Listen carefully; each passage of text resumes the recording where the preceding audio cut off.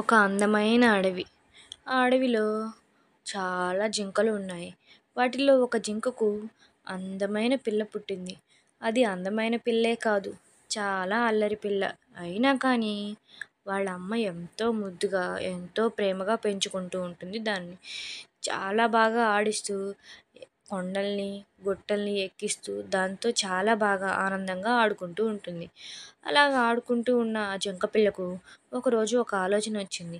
దూరంగా అమ్మ లేకుండా వెళ్ళాలి అనుకుంది. ఆ విషయం అమ్మతోటి వచ్చి చెప్పింది. అమ్మా అమ్మ, నేను నువ్వు లేకుండానే నేను ఎక్కడికైనా వెళ్ళాలి అనుకుంటున్నాను. ఎందుకంటే నేను కొంచెం పెద్దదాన్ని అయ్యాను కదమ్మా, నేను నువ్వు లేకుండా వెళ్తానమ్మా అని అంది.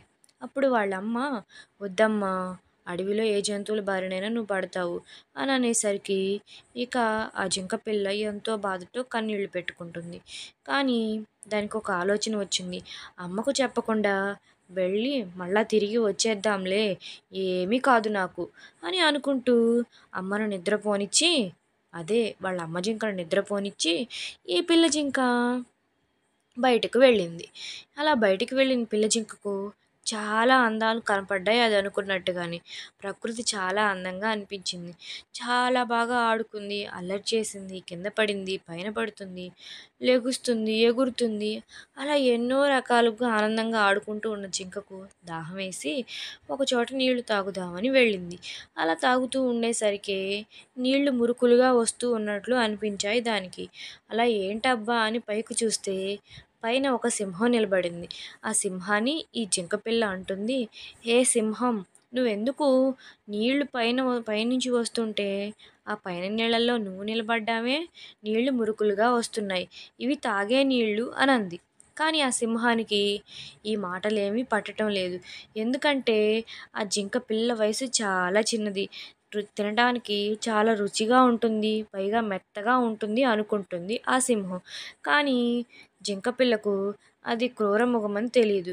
అది దాన్ని వేటాడి వెంటాడి ఆహారంగా చేసుకొని తింటుందన్న సంగతి అసలే తెలీదు.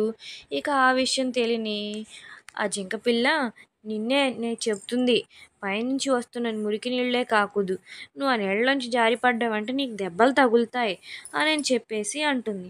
ఇక పక్క నుంచి ఒక శబ్దం వినపడింది. ఏ చిన్న జింక పిల్ల, నువ్వు పరిగెట్టు అక్కడి నుంచి, అది చాలా క్రూరమృగం, నిన్ను తలుచుకుందంటే వెంటాడుతుంది అనేసరికి ఆ మాట విన్న జింక పిల్లకు వెంటనే పరిగెట్టుకుంటూ వెళ్ళిపోయింది. ఇక ఎంత ప్రయత్నించినా కానీ ఆ నీళ్ళలో నుంచి సింహం బయటికి రాలేకపోయింది. ఎందుకంటే అది జారి పడతానేమో అనుకుంది. ఆ జింక అక్కడి నుంచి వెళ్ళిపోయింది.